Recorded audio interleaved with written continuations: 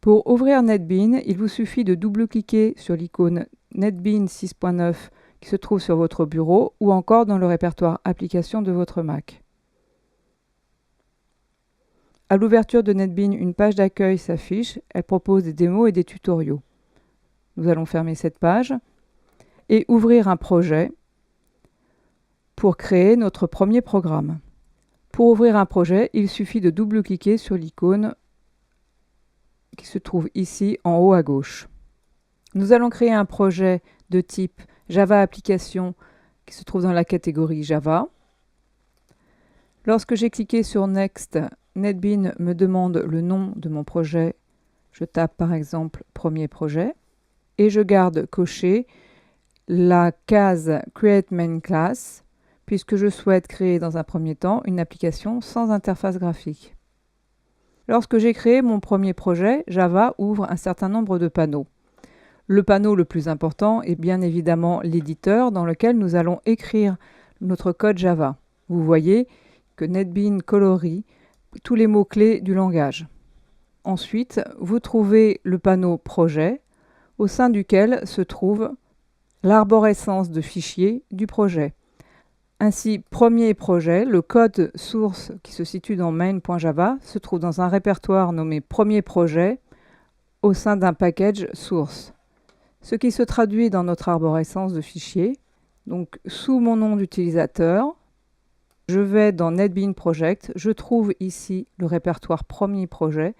Dans le répertoire SRC se trouve, comme indiqué, le répertoire Premier projet qui correspond au package Premier projet.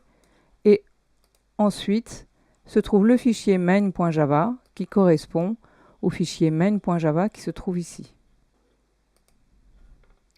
Ensuite se trouve en bas la fenêtre de compilation qui va nous donner les éventuelles erreurs de compilation et la fenêtre d'exécution qui nous affichera des messages. NetBeans a également dans la fenêtre éditeur créé de lui-même la classe main que nous avions nous écrit dans notre fichier TextEdit ou bloc-notes et il a également créé la fonction main au sein duquel nous allons écrire ensuite ici le code Java qui va nous permettre d'afficher bonjour.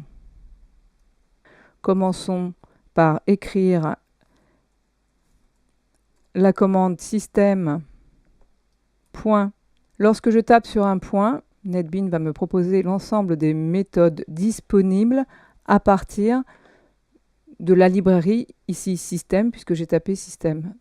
Je vais sélectionner le package out et puis là je vais taper .p et là je vais avoir toutes les méthodes qui commencent par p. Donc je souhaite utiliser la méthode println au sein duquel je vais mettre bonjour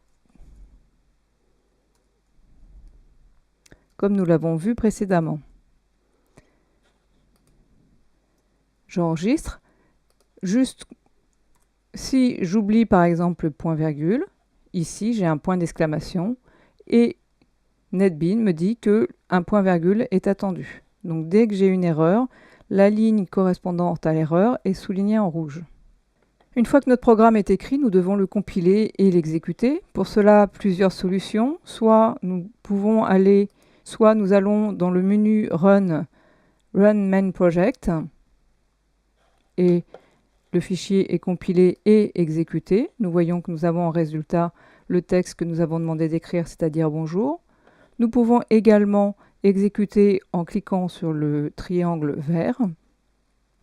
Dans ce cas-là, de la même façon, le programme est exécuté. Ou nous pouvons exécuter, compiler et exécuter en appuyant sur la touche F6 du clavier. Le programme est compilé et exécuté. Remarquez que j'utilise la version anglaise de NetBeans puisque le menu est écrit en anglais.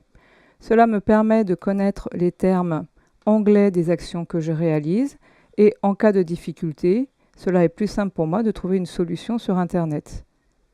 Vous pouvez cependant trouver la version française de NetBeans en téléchargement.